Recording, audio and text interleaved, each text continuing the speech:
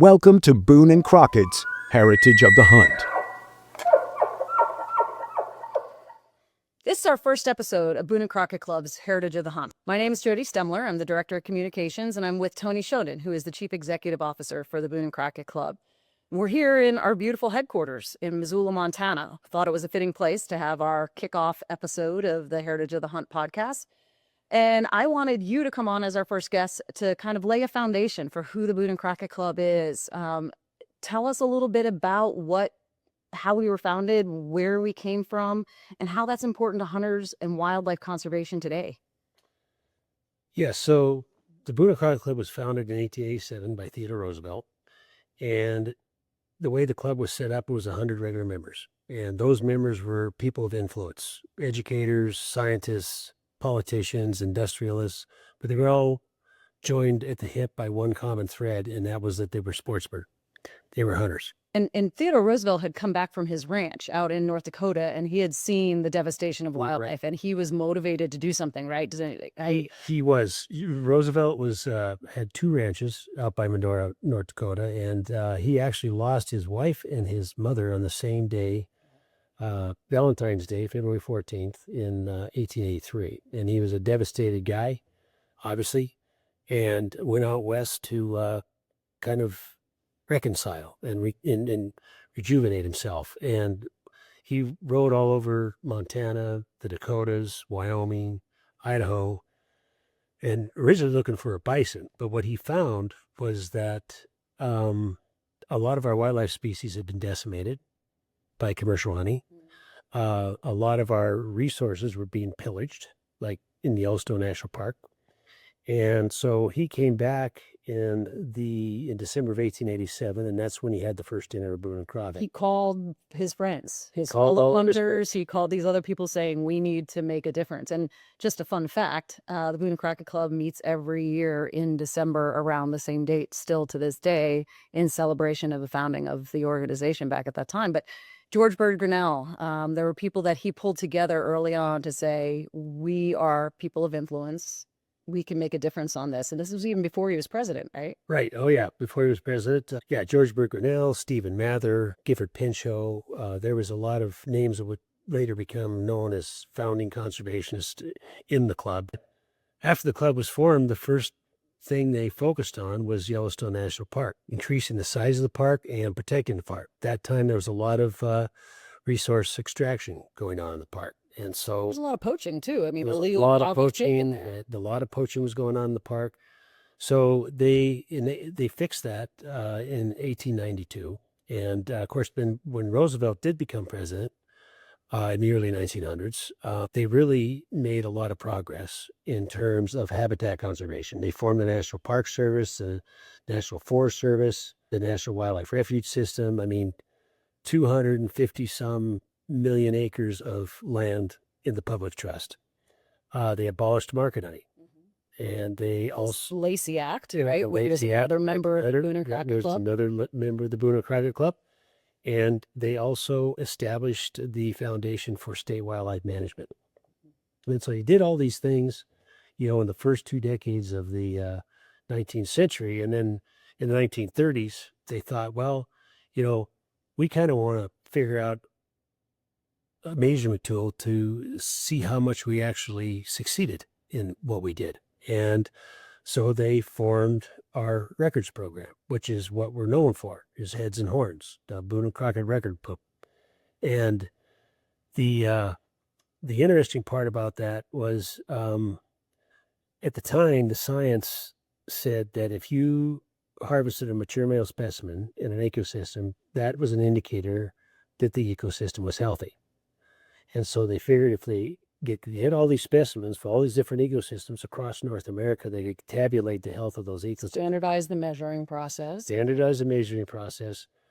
But then they also wanted to encourage people to actually enter those trophies. And so they came up with what we call the awards program. And every 3 years, we send out invitations to the hunters who harvested the top 5 heads in all the North American big game categories, and invite them to an event to celebrate those animals. And that's been going on since the early 1950s. And at one time, that was covered by major magazines. In the 1960s and 70s, like Sports Illustrated would cover the North American Big Game Awards. It's like they would cover the Oscars or the Emmys or one of these other more well-known awards programs. But so then in most recently, like within the last 2 or 3 awards programs, we've established our what we call our Generation Next, which is our youth awardees, and anybody that's 16 years or younger that took Animal that made the book is invited to that. So we have a youth component to the awards event, and that's been tremendously successful for us. But the club was founded in policy, in conservation policy. And to this day, we still have an active role in not only drafting legislation, but helping legislation pass at both the federal level and at the state level that manifests itself in good wildlife management. We look at wildlife diseases like chronic wasting disease, and we help pass legislation to get more money into the states. And we've worked on migration corridors and all kinds of things that impact wildlife health and also habitat health. We also do a lot of research.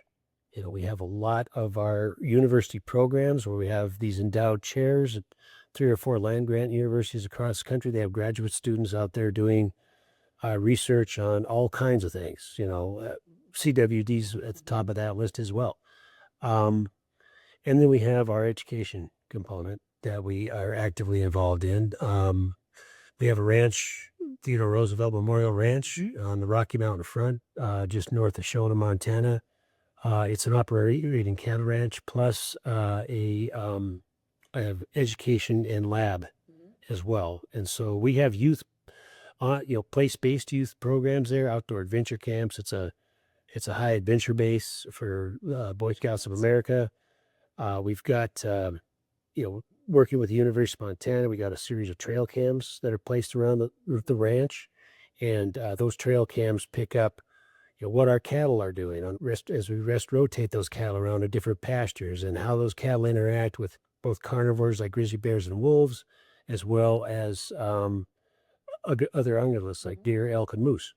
And we use those pictures not only for research purposes, but we also use those pictures in our virtual education program, which goes out to schools all across the country. And, we impact about 52,000 kids. So we have a lot of fingers in the jar, very, active group, but we're not super well known in terms of those things. We're mainly known for the records, but to be honest with you, the records program is about 10% of our budget. So the bulk of our budget is spent on mission in those other areas. Absolutely. And doing a lot more on the landscape and furthering conservation, furthering opportunities for hunters than probably a lot of people know or give us credit for. Correct. We've also played the role as a facilitator among other similar groups to ours, like our species-specific groups. And in 2000, we had a situation in the landscape in Washington, D.C., where there was a lot of groups back there that were not only, wanting the same thing, but also they were competing for funding. And we thought, it's time that we all came together as a unified voice when we talked to members of Congress about things that we support, that in turn support wildlife health, habitat health, access that are important to hunters and anglers. And we formed a coalition right here in this headquarters building in August of 2000 that that it's called the American Wildlife Conservation Partners. And it started out being about 17 groups. Now it's about 56 and representing about 15 million voters. And those letters, when they hit the desks of members of Congress, they take them very seriously. And they are also addressing the issues I just talked about. Yeah. And every 4 years with the new presidential administration prior to the election, AWCP crafts the wildlife for the 21st century. We just finished Volume 7 Right. over the last year for the current administration, and are working to try to get some of those recommendations implemented as we move forward. So that is another big focus of AWCP, and Boone and Crockett helps to organize that. And I helped write that report for Right. the last couple of years. You're very good at it. You're very good at it. So, but that is going to be a foundation. It's probably going to be something we'll be talking about. We'll probably get some of our partners or other folks on here on the podcast to talk about some of those priorities and the recommendations. Yeah, I think the beauty of wildlife in the 21st century is those are recommendations, and there's 10 of them that our community came together on that we all care about.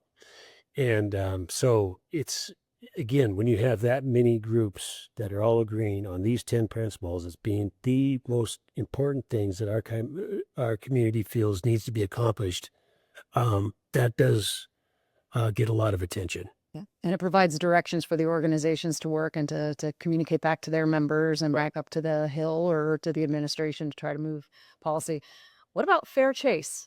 There's another part that's very well known for our organization. And in fact, it was one of the first, it was in our first bylaws and our first constitution back in 1887. It was foundational. So what did that mean then? And what does it mean today?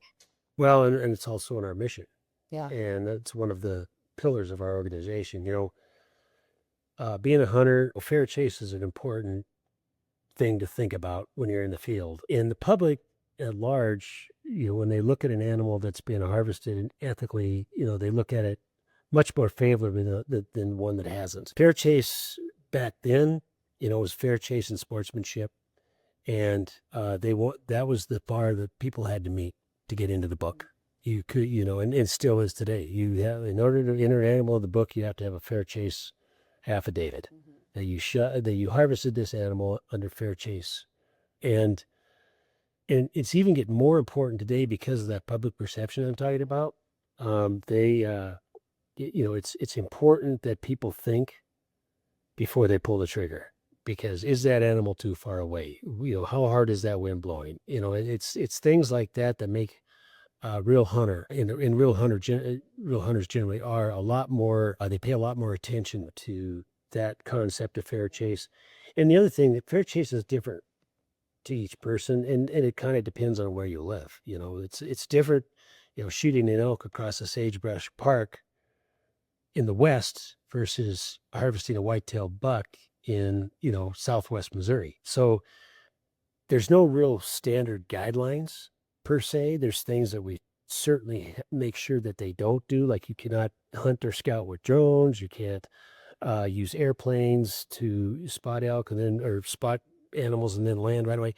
Things like that. There's the tenets of fair chase, and so those are very basic concepts that try to generate people's thought process to think about. Let's consider this shot before we take it. Yeah. The ability for an animal that has as much chance to get away as you have of actually being successful in your hunt for that day is kind of an important foundation for it. And it's a changing landscape. So it's going to be something that we're going to dig into quite a lot. We're going to get some other voices on here and talk about what's your fair chase and understanding the foundational principles. And we do have an online hunter ethics and fair chase module that our education department developed and worked with the NRA Hunters Leadership Foundation. We put that out last year. It's still available online and directed through our website. That's an opportunity to take your hunter education, what you've learned in hunter education, just a step further and think about the ethics of a hunt. What does ethics mean to you? What are you going to take out into the field? So fair chase and hunter ethics is definitely going to be something we'll be talking a lot about because it's so important to the future of wildlife, to the future of conservation, and to the future of hunting more than anything else. So you mentioned the awards program. This is a big game awards year. Yeah. Our 32nd. That's going to be coming off in Springfield in April. We had our judges panel, Right. Which is where they bring in these top animals that are sent in by the hunters. We thank our sponsor, Bass Pro Shops, for that because they ship those to Springfield, Missouri. Right. And then they hang in the Wonders of Wildlife Museum for 3 months before that program. So tell a little bit about what that's going to look like. And Well, I think this year it's going to be a phenomenal exhibit. Well, it is a phenomenal exhibit. It's open right now, but each time we have an awards program, we'll get 150 animals that will come together and be on exhibit, but it's a unique exhibit because it's the only time you're ever going to see it. Once those trophies go back to their owners, they're never going to be seen in one place again. So it's a different exhibit every 3 years. And they always have a tremendous mix of animals. And sometimes you have a lot of moose, or sometimes you'll have a lot of caribou. This particular exhibit, 2 things to note. We have walrus. Like, we haven't seen a walrus in an awards program in decades. We have like 4 walrus in this exhibit. And we also have the world record mountain goat, which is a tremendous animal. World record muskox. So these are things that... World record Roosevelt out. Yeah, the world record. Yeah, so there's 3 world records, and that you just can't see those every day. No, and it does speak volumes to continued conservation, continued opportunity, continued fair chase hunting, because the fact that we can still produce, that there's animals that are still able to grow to the size that they become a world record animal, shows that things are still working right. And that our wildlife managers are doing their very good job. Absolutely. So we have a lot of opportunities also to delve into some of the challenges that we're facing. In addition to the 100 regular members, we have 168 right around there, yeah, professional members, of which you and I are both professional members as well. But those, you refer to them as worker bees. Tell a little bit about some of our members. Aldo Leopold was a professional member of the Boone and Crockett Club. Aldo Leopold was. We look at the professional members as the brain trust of the organization. We have our top 100 guys that, that are kind of... There are plenty of gals down too. Yeah, they have a lot of connections, a lot of wherewithal, a lot of ability to get us where we need to go, from either a contact interaction with people that we need to talk to, or financially. But our professional members are the ones that, if we have a problem, like take chronic waste disease, we can go to our professional members and we can say, we can pull together a group. There's experts in that 168 that are experts on CWD, and we'll say, we need you to write us a piece of legislation that is scientifically sound. So, they're a tremendous asset to our organization, and the only organization out there that has a brain trust that powerful is the Boone and Crockett Club. Yeah, for the time since we've been around, they have this group of individuals who are the ones who are connecting the dots between what's happening on the ground to the policy that needs to happen. They're part of the movers and shakers, but probably in a more scientific or technical way. So it's a really interesting dynamic. We have, our core, our foundation of 100 regular members. We have our professional members, but anybody can be a member of the Boone and Crockett Club as far as an associate member. Is that so? Absolutely. Yep. You can go to the website and sign up today for $35 to be an associate member of Boone and Crockett. Or you could sign up as a 60 or a 60 or a 30 or a lifetime associate. And those folks are equally important in the long term in terms of helping us spread the message and let people know who the Boone and Crockett Club is. So that is something that we'll also dig into at various times, about opportunities for people to get involved. We got a lot on our plate and ideas for this. So as part of the Heritage of the Hunt podcast, we're going to have sub-channels. There's the Roosevelt Ranch Radio. So our education team and the people who are out at the ranch, whether it's a member that comes out or whether it's the interns that are working there as camp counselors in conservation. There's going to be interviews that are going to come out of Roosevelt Ranch Radio. We're going to talk fair chase. We're going to talk records, because obviously that's an important part of who we are. And that's what a lot of hunters want to know about. We're going to talk policy too, because there are a lot of things going on that the average hunter needs to know and get involved in. So we have grand visions for this. Right. We've got a lot of partners in the industry that we are going to be talking to as well, and telling them about the podcast and telling them about Boone and Crockett Club. I feel like we've got a whole lot of opportunity here. It's pretty cool to be at, and this just touched base real quick on the headquarters. Mm-hmm. This building is built in 1907. 1910. Yeah. It was the old Milwaukee Depot, and I shot some videos, so hopefully we'll be able to see some pictures of it along the way. But this is an amazing place for us because it grounds the organization in the history. Ironically, it wasn't in 1910, I believe, that Theodore Roosevelt also came to Missoula around the same time. He's not on the Milwaukee line. He came on the other. He did. He's got a picture of him standing on the back of a train train car, but unfortunately it's not in front of our headquarters. Unfortunately, it was the other side of the tracks, and this track doesn't run anymore. It's rails trails. But if we come to Missoula, we do have a gallery where you can learn more about the club and more about our history and conservation. It's a great resource. Yeah, it's a small gallery, but it's got big stuff in it. Interesting historical bit about this building, too, is that we're actually incorporated in Washington, D.C. And, back in the late 1980s, the club leadership saw the need to move west because that's where ecosystem conservation was going to be happening. And so they targeted Missoula, Montana. They wanted to endow a chair.